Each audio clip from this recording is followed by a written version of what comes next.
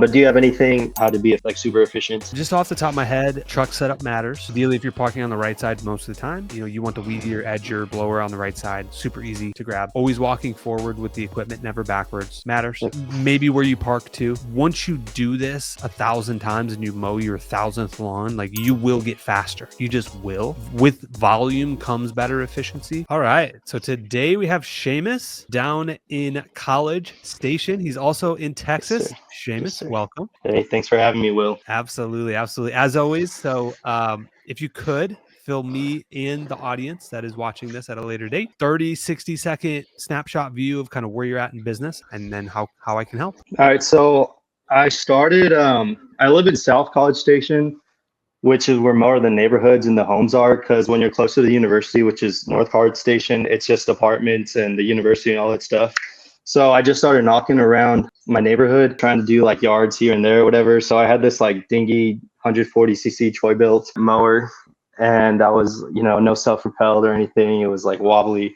So I did a few yards with that. And then I started getting into learning stuff on like YouTube, like, Mike Andes and 5 for 50 guy and you and like a bunch of other people. And then I started getting to like people like Alex Hormozy and then Tom Billy and stuff. So I was like, okay, I'm going to make this like the big thing. I realized I have to stick with this for a while if I want it to be something that works out long term. So I started, I guess technically I started in August, but I didn't really start. I was still doing my Uber Eats stuff for money. So I just kind of spent the fall and the winter putting money away and learning what I could to like kind of get a go this spring rush. And so I was able to get like my website built, like buy my domain, get my website built, do the LLC, all that stuff, and then get door hangers and put them out. But right now it's kind of going a little slower than I thought it'd be, which maybe I didn't expect it would be as much work as it would be. That sounds wrong, but I guess it's more work than I thought it would take to get more clients. But right now I have like 9 recurring clients. And then through my Google business profile and my website, people will contact me and just do like one-time mows and stuff. And I'm just like, yeah, I can do it. I mean, I'm here, not super busy. So yeah, that's where I'm at right now. I only have 1 weekly client and then everyone else is bi-weekly. Okay. Cool. So we're sitting at 9 right now. Yeah.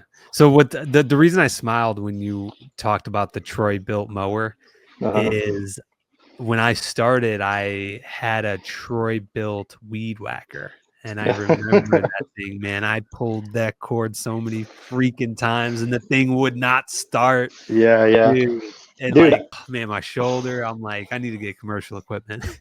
Dude, I'm actually running with an Echo weed eater that I got for free. That's only like listed on Facebook. And I got that like months before I even started, and I just replaced the carburetor, and I've been using that since. Yeah, dude, Echo's a great brand. So yeah. Steel Echo, you can't go wrong with those. More commercial grade. So, well, cool, man. So Seamus, what's the 3 to 5 year goal? Like where do you want to take this thing? So you've got 9, 10 clients now. Like what if you 5x this, 10x this? Like what's the long term goal? Right. So 3 to 5 years. So in 3 years, that's kind of a big jump between 3 and 5, I think, whenever I watch what other people do in their businesses. But like 3 year, I want to be at least solo or with a helper doing like $100,000 to $150,000 a year. And that would be probably like 50 weekly customers. Right now, I wrote down my goal for next year. So I was thinking 1 year ahead, and that was like 30 weekly customers at $50 each. Because I kind of want to do like 3 or 4 days of solid mowing and then like do some landscaping during there, because that's something I actually like really enjoy doing, like working with the customers and kind of doing a vision for what they want to do and then putting it all together. I particularly really like ponds. I built a couple ponds when I was in high school, so that's fun about that.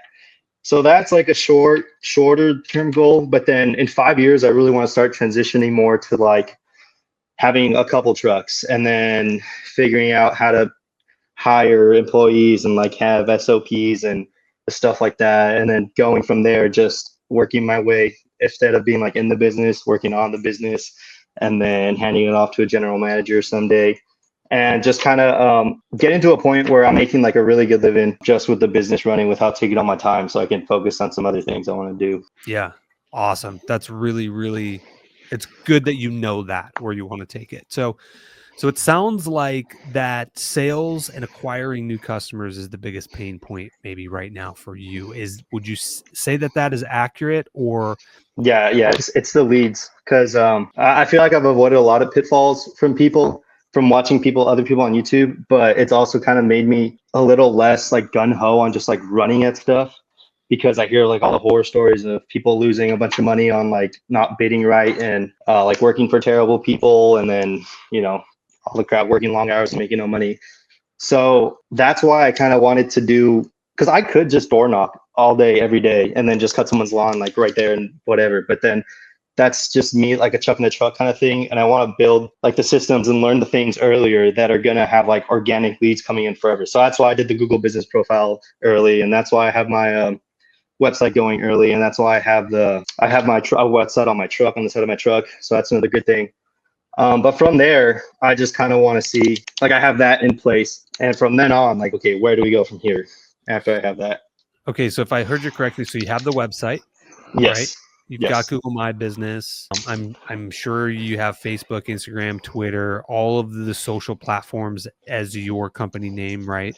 Yes, but I'm not the big things I'm active on are Nextdoor, which it seems like everybody's on it. So I'm not like super, that hasn't had the best returns Nextdoor, but I'm active on like getting people to leave me reviews, which is kind of hard apparently. And then just like working on my website. But the other things, like I have profiles for them, but I haven't really messed with them yet. And that's okay. You don't need to like post on. I mean, I don't even really post on them much, honestly, outside of maybe the Facebook page. But what that will do is build real estate on the internet web, right? So like that's what you want to do. Keep everything consistent. The phone numbers, the address, the name. There are websites. Ask ChatGPT. Jump on ChatGPT and say, give me the top 100 most used social platforms, and it'll spit out 100 names. Go to their website, create a business page if you can. If not, a personal page would be fine, I guess. Put the name, put the phone number, put the address. Just get your name inside of so many different web pages out there. And what that will do is it'll start to build recognition and brand of your business. Especially, I mean, there's platforms out there that search the web on that stuff. And so, just to make sure that when Google pushes up a website to, the first or second page, like they're looking at the algorithm on the back end to see how legitimate is this business that we're pushing up. So that number one will definitely help. That makes sense. Okay, so normally it's the reverse on that. Normally people are doing other things and not doing those things. So those things are great, but the reality is they're not very fast. So you built your website, you've got Google My Business, which now again phase 2 is going to be like, okay, now how many Google reviews do you have? Is it right now? I have like 15. So okay. that's we need to double that. Good. I was thinking like 50 because I was looking at where I am on the listings, and the people above me that aren't like the ones with like 1,000 or 1,500, they have like around 40 or almost 50. And I was like, dude, if I can get like 60 or 70, do you think it's worth doing that, or is there just 100%. I got diminishing returns after that? Okay. Yeah, no. Try to get to 50 then. If that's what everybody's doing, To get above them. Get above that. All right, dude. Like think about your phone list right now. Like literally, I'm giving you tactical steps. When we get off this phone call, in 2 minutes, you should create one paragraph. Hey, it's Seamus. I'm starting a lawn care business. I would really love if you review me just as an owner, not necessarily that you always cut my grass. You don't need to lie. Just review me as a business owner of this business and my integrity, my reliability, communication. You've got at least probably 50 contacts on your phone. Copy and paste it to every single one of them. Change the name. Hey, Seamus. Hey, Will. Hey, John. Hey, Smith. Whatever. Right. And then send them that. Then go on Facebook. Do literally the exact same thing. Hey, can you take 30 seconds? Post a Facebook thing, get all your network. You should be able to get 10 or 20 reviews from that. So you think within a week I should be able to jump to 20 or 25 reviews if I ask everyone? If you really, really went hard on it, you probably could. Realistically, you'll get maybe 10 or 15. But those 9 clients that you have, the minute you're done mowing their lawn on the next time, knock on their door. Hey, my name's Seamus. I don't know if we've introduced myself. Maybe not. Hey, just cut your lawn today. I just wanted to, just sell, just be like, hey, like I'm really trying to branch out. Is there anything else maybe I can help you do or something like that, to where you give them maybe a little bit of value for a review? Like, hey, do you want me to trim this one bush up here that keeps smacking me? Number one, it's going to help you out. Hey, if I do that, you know what? I'm not even going to charge you today. Can you just give me a Google review? Yeah, that's good, because what I've been doing is I've waited like until after a couple mows, and then I ask them, because I don't want to be like, hey, leave me a review now.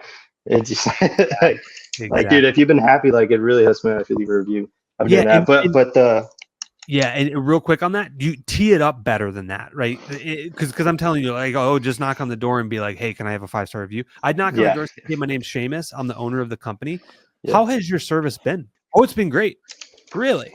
Okay. Is there anything that we can do to improve to get better? Because we're always trying to get better. No, you guys are awesome. Great. Can you leave me a 5-star review? That's what I would do. Yeah, that's good. That's good. Yeah, that's good. Or if they're like, hey, they're missing the weed eating around the tree. Great. I'm gonna go get the weed eater. I'm gonna take care of it for you right now. Like, let me go yell at that guy who did it. Exactly. Okay, so outside of that, I mean, it sounds like you're doing all that. So, but the thing with those things are typically, like, quickly can take 6 months, and that's it being quick. Yeah. But the problem is down here in Texas, in 6 months from now, it's going to be fall time frame. So this will all help you like, you'll skyrocket next spring, by the way, by you doing all this stuff. But we need customers now, and so that's our pain point. So, what does your marketing budget kind of look like? Are you working a job where you've got some funds on the side, or? Well, I can hold myself. Like, my expenses are super low right now because I'm still living with my college roommates and stuff, but they won't be for too long because I'm getting married in July. But what's it called? I do have, like, all the money that comes in from just the business, I can kind of put back into it, because I can just do Uber Eats to do my, like, living expenses to keep them because they're super low.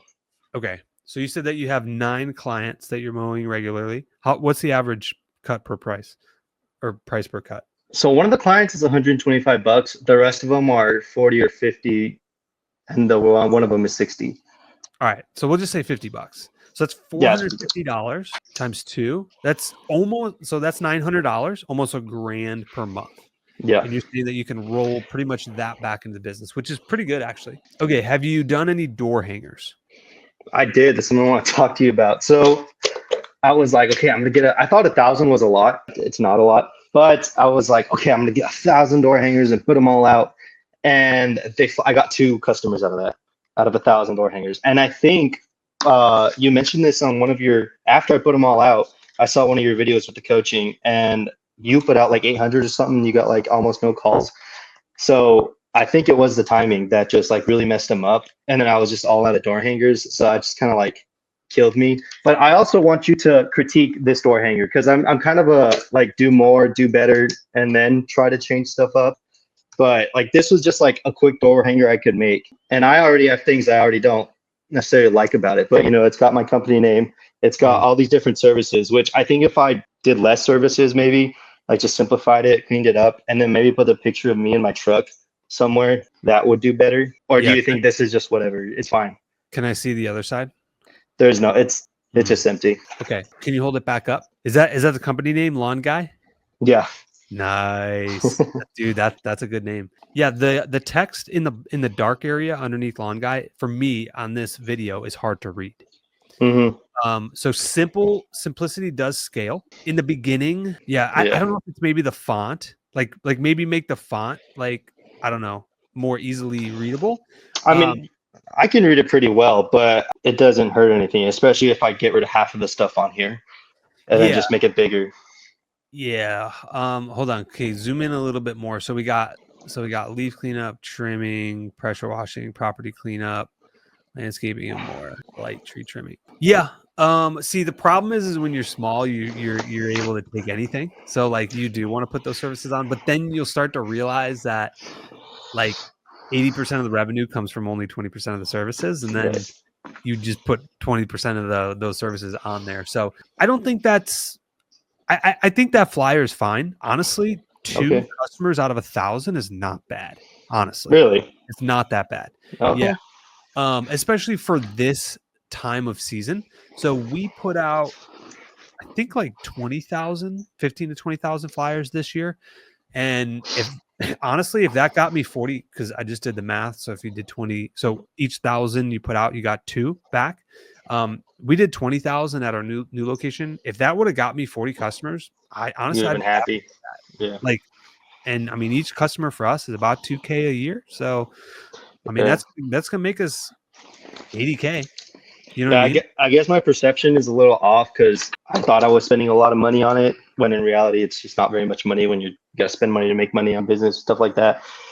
It's more time, honestly. It's the flyers are actually cheap. You can get probably 20,000 flyers for like 2K, 3K. Like Yeah, to yeah. me, What you're saying that I'm thinking about like a new Corolla or something. You know, it's like yeah, yeah. dude. So, but I just need to like retrain my brain a little bit. I'm still a little new to this, but yeah. Grant Cardone, obviously Alex Hormozy talks a lot about this. It's about volume. It's Mm-hmm. all about volume. Mm-hmm. Too many people like I think you said at the beginning, like you underestimated the amount of effort and work it's going to take to get it off the ground. Mm-hmm. And here's a perfect analogy. Actually, it's a perfect analogy. You have to envision that business like an airplane that's on a runway, and it has 2 massive engines on the side, and there's a fuel tank in the back. And so when the plane starts on the runway, it's stagnant. It's right there, right? It's not moving. But then Mm-hmm. once you start to move down the runway, dude, this massive plane is just burning fuel. And this is all the money that we're spending in marketing. It's the door hangers. Like it's just burning fuel. But once it gets off the ground, off the runway and actually in the air, that's where it gets a little bit easier. You push the pedal down just a little bit. It's already got the momentum. It's already flying. You can kind of move it, change the direction on it. And so you're in the phase right now where you're sitting on the runway and you're just burning money. You know what I mean? Right. Yeah. Yeah. So in that burn phase, it's all about volume. All about volume.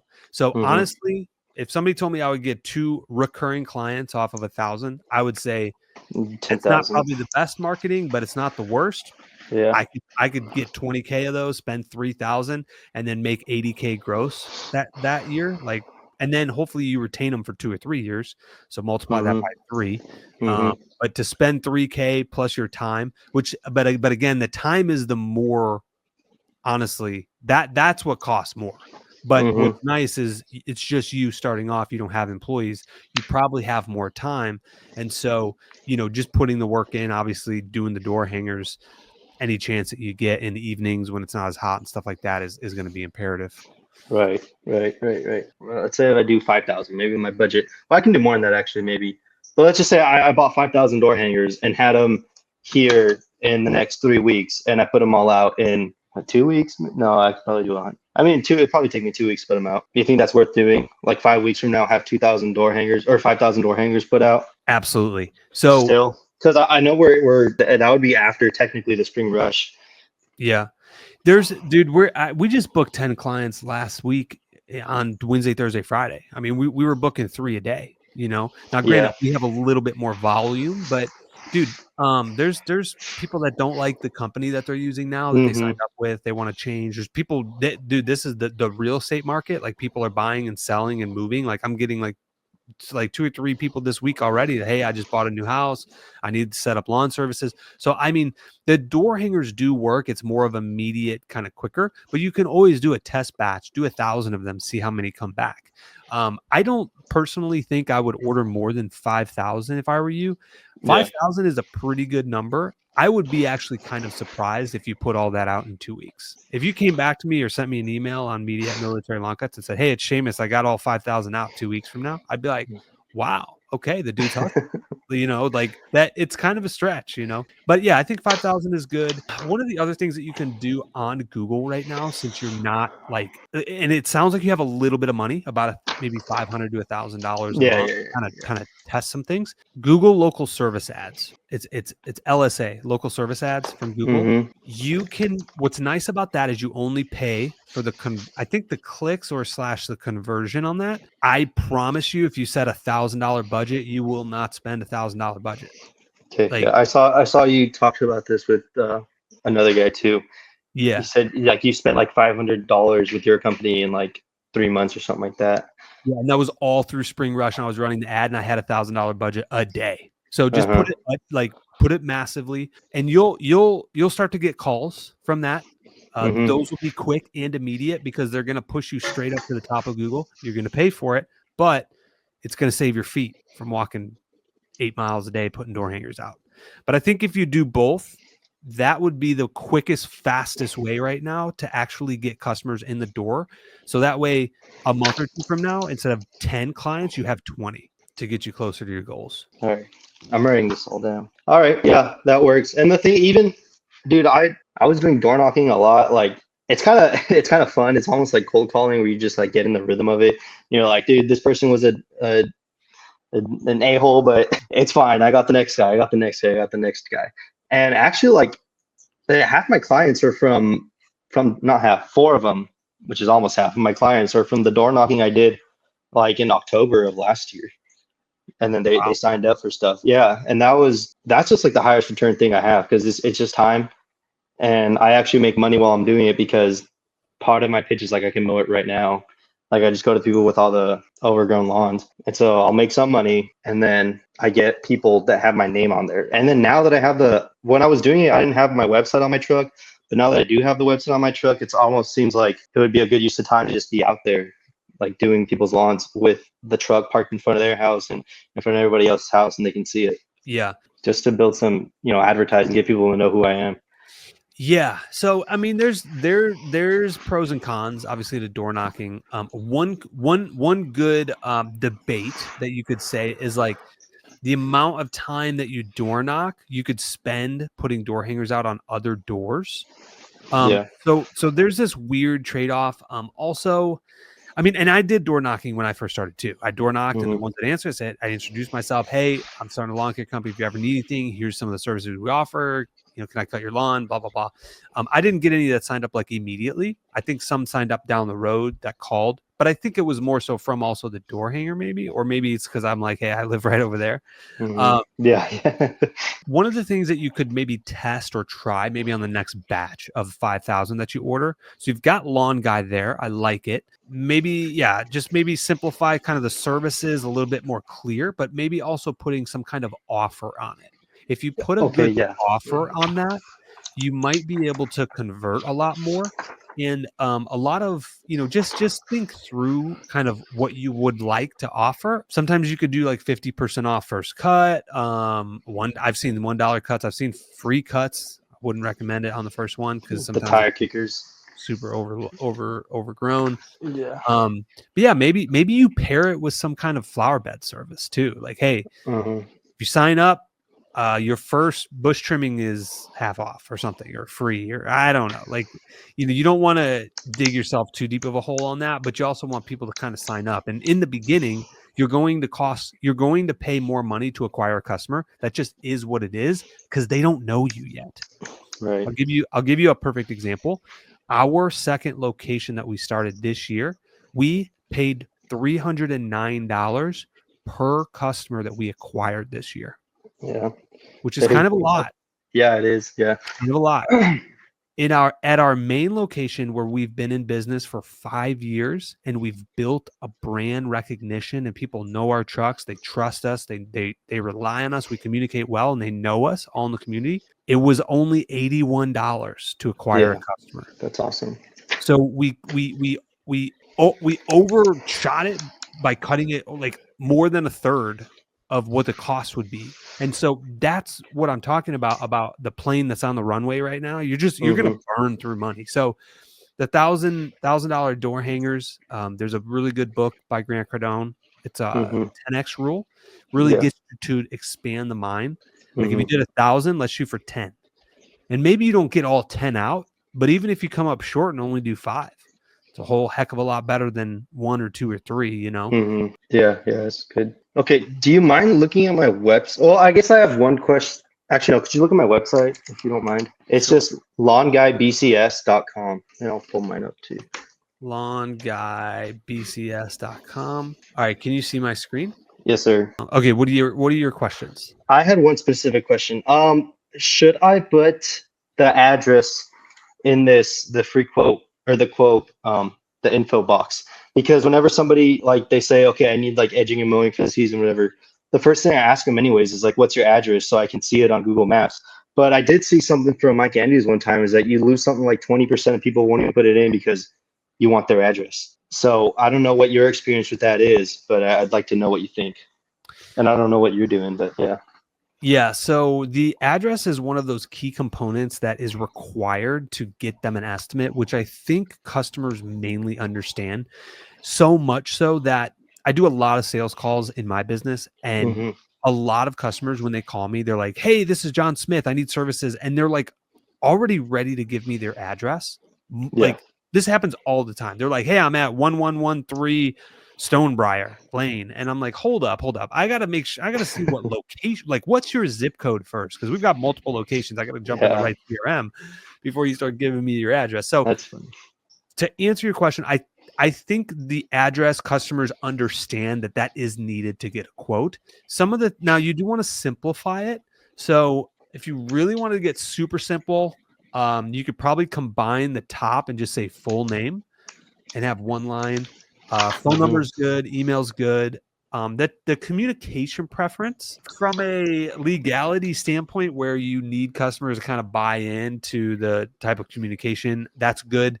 But to simplify it, if I were you, I would maybe take this off unless it's a really big like key component of your sales process. Well, What you like 90% of people, sorry to interrupt, but 90% of people just say text anyways. Yeah, which most people do text. And you're going to honestly text them and email them probably at some point if you have a CRM down the Mm-hmm. road anyway. So, and like we default to double tapping anyway when we do scheduling. Like when we schedule our weed treatments, we text and email them anyway. Like I don't really care what their preference is. I'm going to text and email them just to make sure they get both communications. So you can maybe take that off. And then the way to save you for the legality standpoint is underneath the submit button in real small text. You just say, by providing your phone number, you agree that you are allowing Lawn Guy to market to you Contact you. and reach out to you about services, Yeah. in real small print. And that way, when they click submit, they're basically agreeing to that. Tell us more about the service you need. Okay, so that's good. And then how you heard about us. This is really good. I see so many Yeah. people Yeah. don't do this. Mm-hmm. That's good. So yeah, I mean, other than that, you've got it up at the top. Phenomenal. Call us now. So on this, you can. Are you what website builder are you using? This is Wix. Okay, so on Wix, if you go into the editor and click on this text link, you can link it to the phone number. So when they click this text, it will register to try to call them. So if they're on mobile, it's where it says call us now, they can just click there and then call you. Okay, great picture, dude. Yeah, this is good stuff. Thanks. I like this. So you got Lawn Guy BCS nice and big on the truck. Yeah. This is good. Very good. Very good. Very good. Very good. There's a way. So did you see that delay on this? Right. Yeah. I don't know how the editor, I had a guy help build my website. There's a way that he can make it pop up instantly. Because I also had somebody reach out to me and they're like, hey, your Google reviews is super delayed when it loads. I don't know how he fixed it, but you can maybe ask ChatGPT on that. Okay. Cool. We got some before and after pictures. Awesome. Yeah, this looks great, man. Locally owned, operated, licensed, insured. Yeah, this looks really good. Yeah. I mean, the other thing too, and this is just from an SEO standpoint. So this looks like it's one font and one title, which is typically, I think, like a T1 or H1 heading, if that kind of makes sense if you built it. What you can do is maybe just say, let Lawn Guy take care of your lawn as the H1 header, like the main header. And then underneath here, you would have a subtitle, which is like an H2 saying, we are the go-to professional maintenance, property maintenance in the College Station area and surrounding areas. And so what you're doing on that is you're separating the header. So it's recognizing it from an SEO standpoint that you have multiple different headers. Some are saying College Station, some are saying Lawn Guy. Yeah, it'll just help the SEO for sure. And Should then I be using? Do people care if you say we when it's mostly just me? I mean, my fiance helped me build this, so maybe I can technically say we. But yeah, I don't think anybody, it really matters. So the other thing here, see how you have services? Right. Say services offered in College Station. Okay. Okay, we're building repetition, we're building brand awareness. What your neighbors are saying about Lawn Guy in College Station. Mm-hmm. Do Okay. you see? So we're doing it multiple times. So when somebody goes and says College Station lawn service near me, guess who pops up? The Yeah. lawn guy that's got 5 areas on his website that say, even in here, is dedicated to providing lawn care with excellent service in College In College Station. Station. Okay. Yeah, dude, I would be all over that, and that Okay. will help with the SEO for sure. All right, good. What about like adding pages and stuff? Because I've heard about that. So I don't think in your first year adding multiple pages will benefit you more than the other avenues that we spoke about. Door hangers Right. and the local service ads, if you pay for those. I think those will net you a better return of you spending your time actually just doing door hangers and stuff like that. Now, in year 2, maybe this fall in the winter when it's really slow and you're like, I'm bored. Okay, let's start. At that point, there's not a lot of work. You're bored. Let's build another page. And then we would build another page and it would say locations. And then guess what we're going to say? College Station. Yeah. And then we're going to build one. And then what you're going to do, kind of like on our website, if you go to it, it talks about Aubrey, it's kind of a horse country, you kind of go in a little bit, maybe name some of the bigger roads. Like what you're doing is you're building an algorithm for Google. So it recognizes, wow, this really is in College Station. They're talking about the local roads around it. They're talking about this, you know what I mean? And so, yeah, but yeah, down the road, definitely. I think we had one page for the first like 2 years in business for us. So, okay, cool. Last Go thing. ahead. On Wix, if you didn't already, I would watch a YouTube video at how to set up the SEO for the pages, because each page has its own. So like when you go here and you go lawn service near me, you can build out these actual things right here. Okay. It says lawn care service, military lawn cuts, and landscaping. And then there's more, but you see how it gets cut off? And then underneath here, again, guess what we're doing? Military Lawn Cuts is a veteran-owned lawn company with 2 locations in Aubrey and Salina. We're hitting those keywords when they say Salina or Aubrey near me, and it provides the the highest quality of reliable lawn services. And so in the SEO and Wix, you can build out some of this stuff. But again, continually using College Station, professional services. If you just target residential, I would even start to use that. Or if you do commercial, Okay. you're going to do commercial also, say commercial lawn care. Yeah. I'm not gonna dip my toes in commercial, just because right now I'm rolling with a Toro 22-inch, the super recycler, whatever, and that takes care of all the stuff I'm doing, and it'll be a while. Like I'd probably gain more efficiency with a higher powered weed eater than I would with another mower. So yeah, but then I don't want to be doing commercial stuff with that little mower. I think unless you've done a Toro 22-inch on a gas station or something like that. Well, we have used a Toro 21-inch on a bank that we used to service, but we honestly we don't do any commercial anymore. Okay. Yeah, it's just it's not the small 21-inch mowers is not ideal for bigger, larger commercial properties, right. Unless it really is a small rinky-dink commercial business where it's just like a ditch or something. That's probably fine. Yeah. So I have a question. I have a couple questions, but you said in one of your other videos, you said that you guys only use like the commercial 21-inch mowers. You're not. So why don't you use like even like the Turf Master or whatever, like the 30-inch mowers, the 30-inch push mowers? It's a shoulder workout to the extreme. Okay, to like pick it up. Yeah, they're super heavy, dude. They're really heavy. Also, there's more components to them. They have different cables, more handles than the 21-inch Toro. So they're more complex. There's more things that break on them. They have 2 blades. Yeah. Different blades. So now you have 2 blades. You have different kinds of blades now that kind of overlap. So I'm not opposed to that. You really have to look at your service area and the type of clients. And what we have found is 85% of our lawns, a 21-inch push mower is the perfect size. So what we did is we said, okay, well, what if we just what if we just focus on the 80% of the revenue clients that produce, or, if that the 80-20 rule, right? The things that 20% of the clients that get, the most return, which for us was just that small cookie cutter residential. So we said, okay, anything above 8,500 turf, we're not doing. And we have like maybe 5 to 7% of our customers have larger lots. And what I mean by that is like above 6,000 turf is to us one of the largest, from 6,500 to 8,500. Those are kind of our larger ones. We don't have very many of those. And so we just found that the Toros, like if we had a 30-inch, it'd probably be used maybe a half day a week. Really? So it wouldn't even be worth the efficiency you would gain by using it on your small ones? I mean, if you have room on the truck, maybe just to have it. But again, now you have different components, different blades. Like we just want to build a business that runs without us. Yeah, I get you. Yeah. Interesting. Okay. You use ramp racks, right? We have dabbled in them this year. Yeah, we bought 3 of them. Okay. They're working good, or?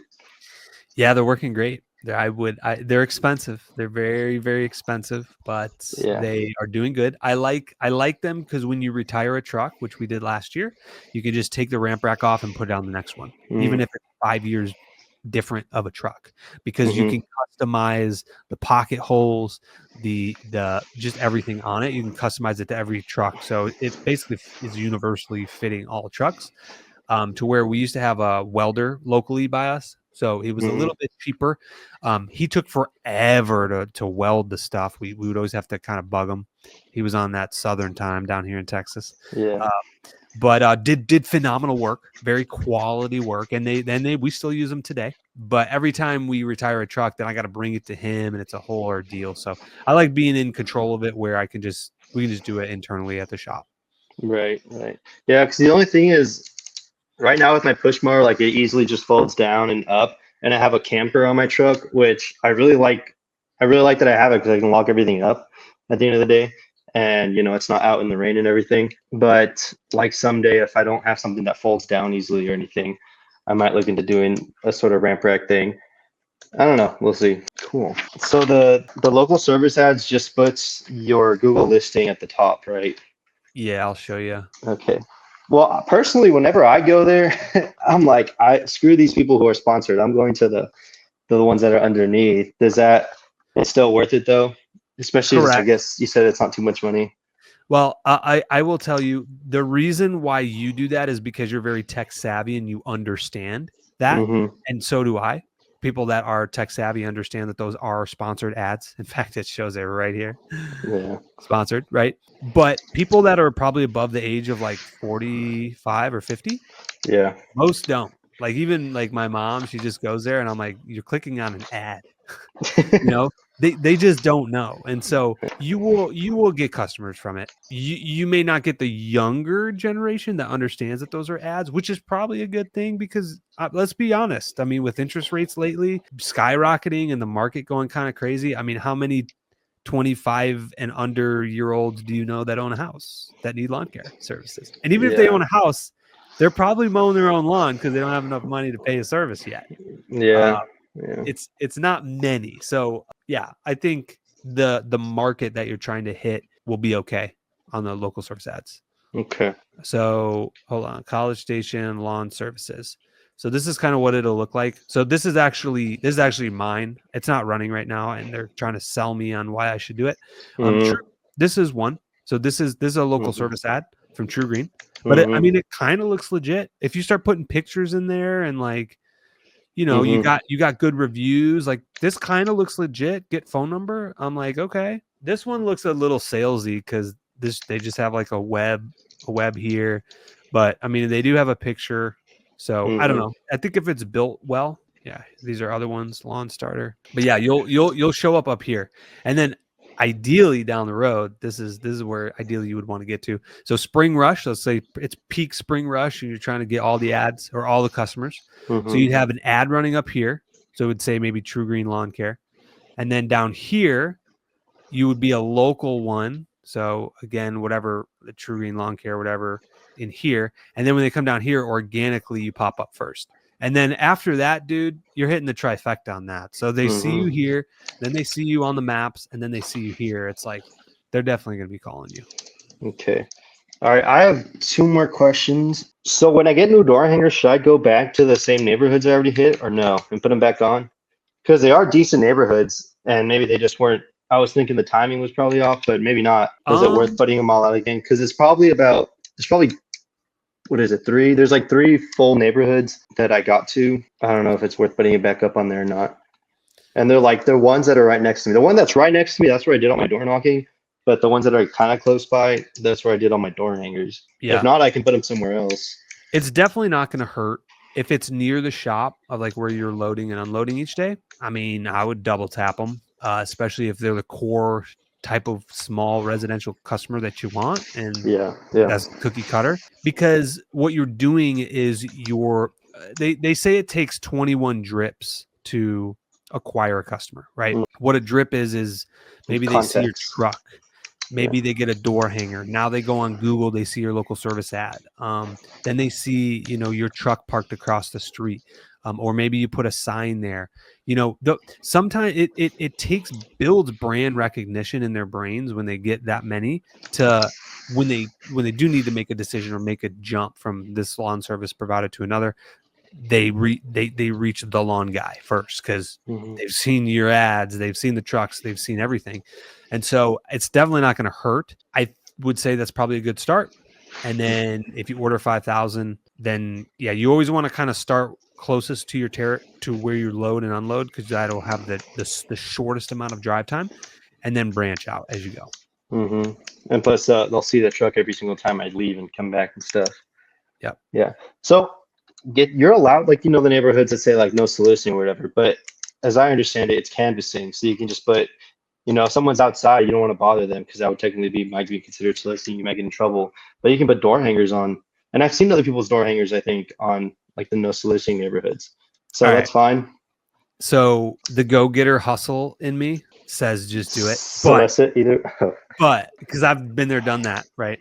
Yeah. But just be careful with that from a legitimate standpoint. My mom actually got a $400 ticket doing that.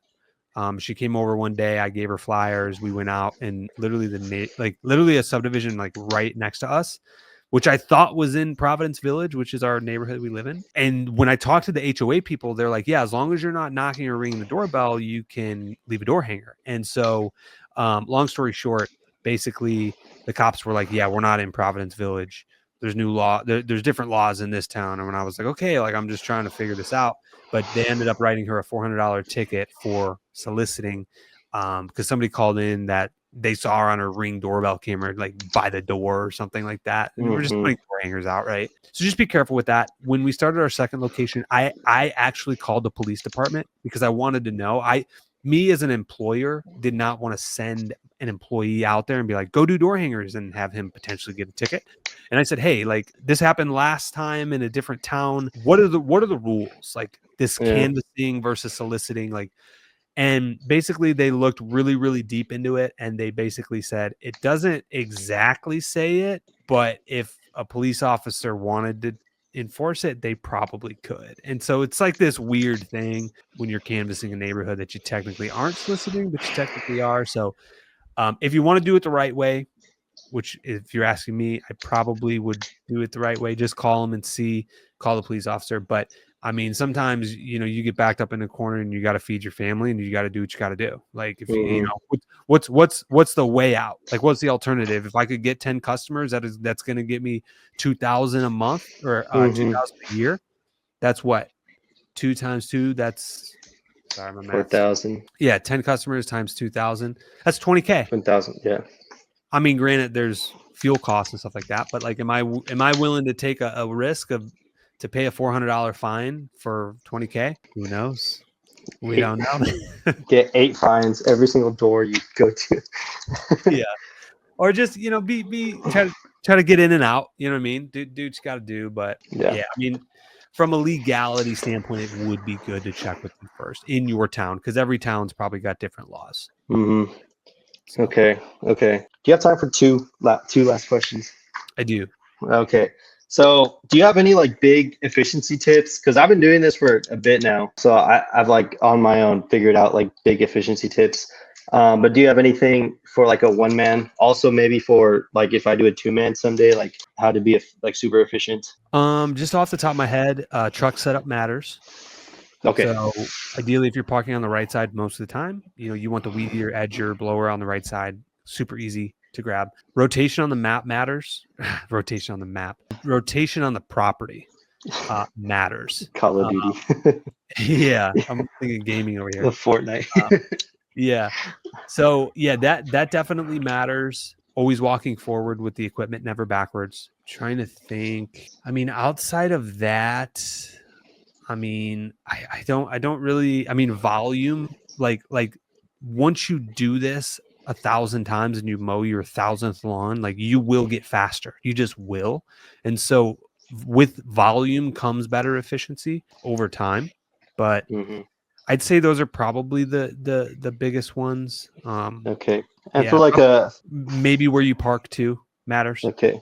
And for like a two man, like somebody reaches for the mower and somebody else reaches for the edge or just the weed eater.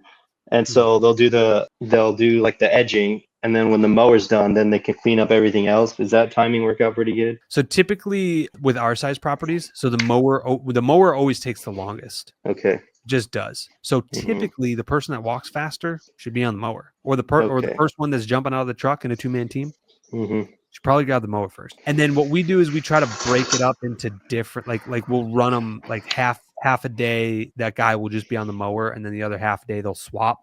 But typically, if it's done right in a 2-man team with our size lawns, by the time the guy's done mowing, the other guy can weed eat, edge, and blow the property. So they're basically getting done at the same time. Okay. So the guy's still mowing and the guy blows before the guy's done mowing?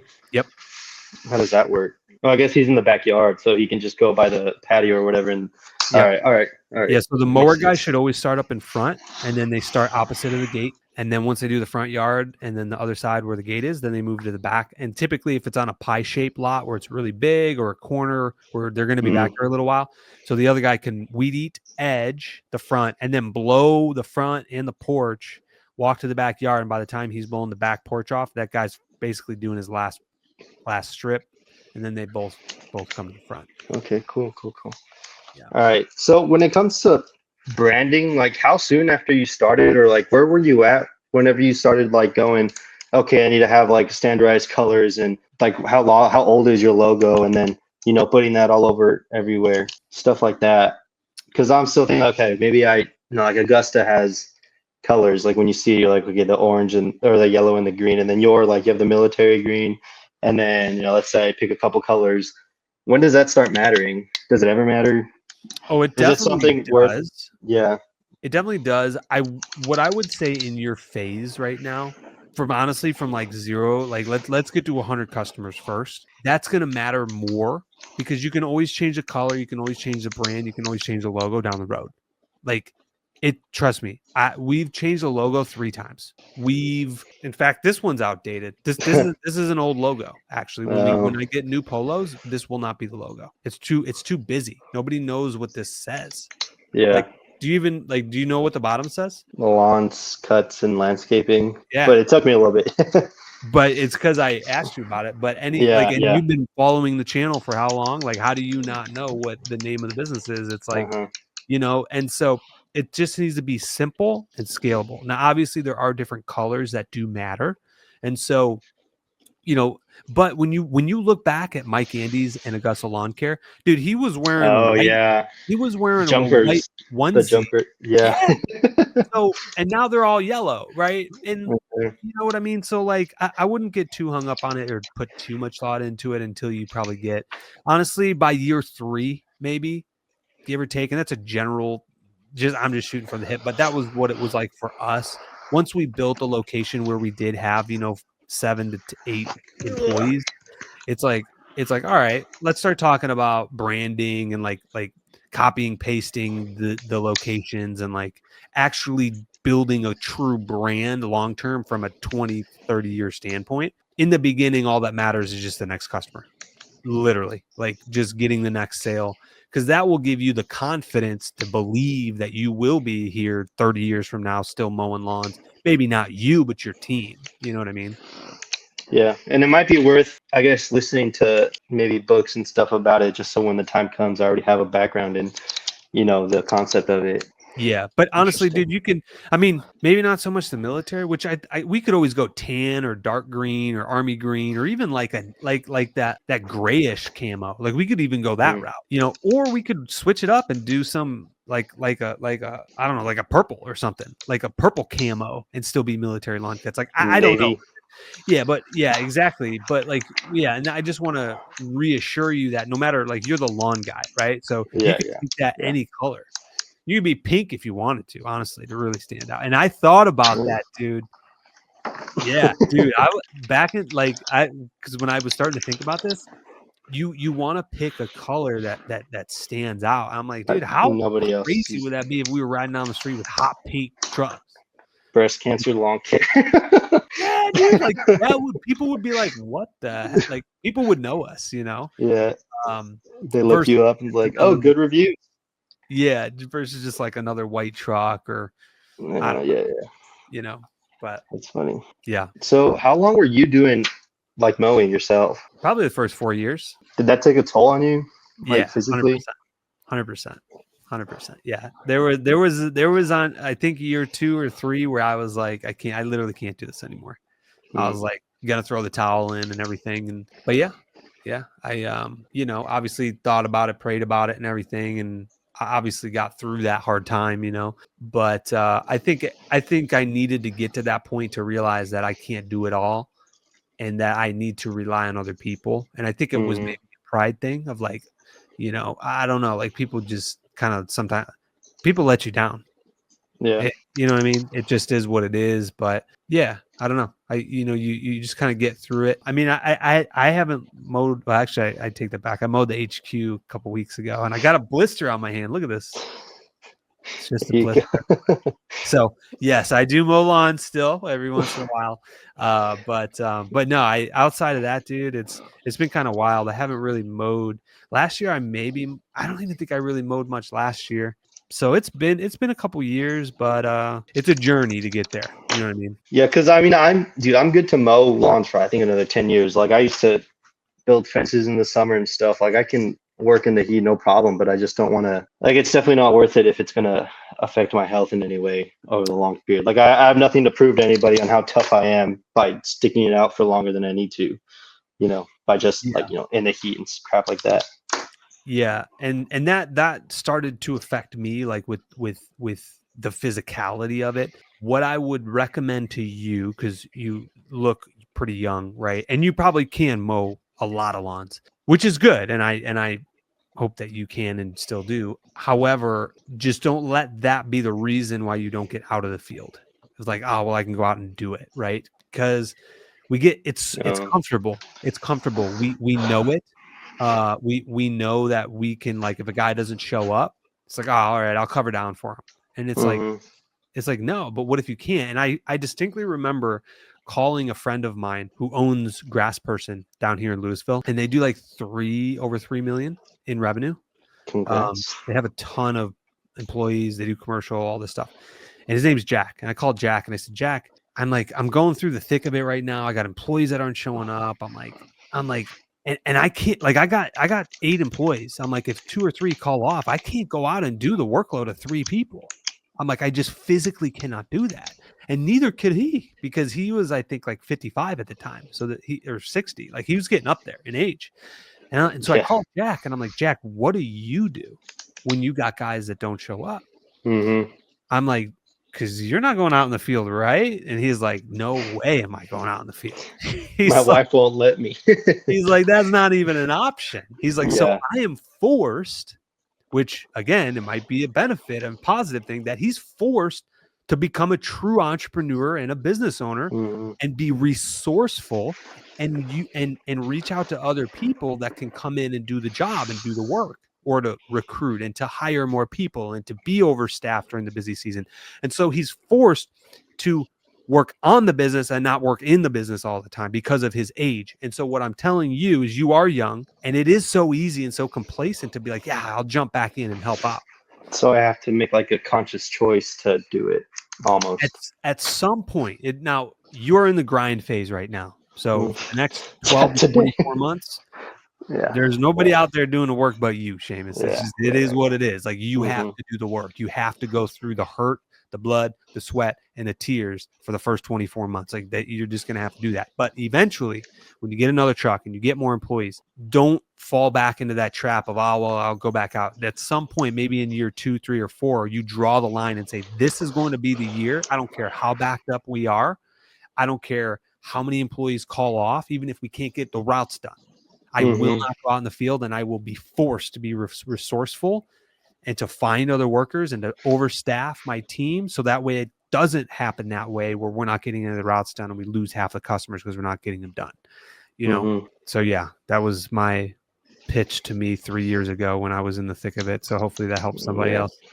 Yeah. And your off season is basically, you do kind of like a winter services thing, right? Yes. All right. That's something I'm looking into. Maybe I'll throw a pressure washing thing in there, but cool, man. Well, that pretty much wraps it up, dude. So I really appreciate you jumping on with me. And dude, yeah, you're gonna crush it. Google local service ads, put a $1,000 budget on there. Yeah, I promise you won't use it all. If you do, hit me up. I'm telling you, you're not gonna you're not gonna use it. You're not gonna use it. Now, obviously, don't. I'll send you an invoice for the difference. Yeah, don't turn off your notifications and go to sleep for 3 months and then wake up and have $1,000 bill. I mean, obviously track it. Yes, but sir. I guarantee you're not gonna use that much money. And then the door hangers, at least order 5,000. Put a good offer on it. I believe if you do those two for the next 30 to 60 days, there's no reason why you can't double your clients right now. No way. But by the time November rolls around, you hit me up in the email. Hey man, I got 20 customers now.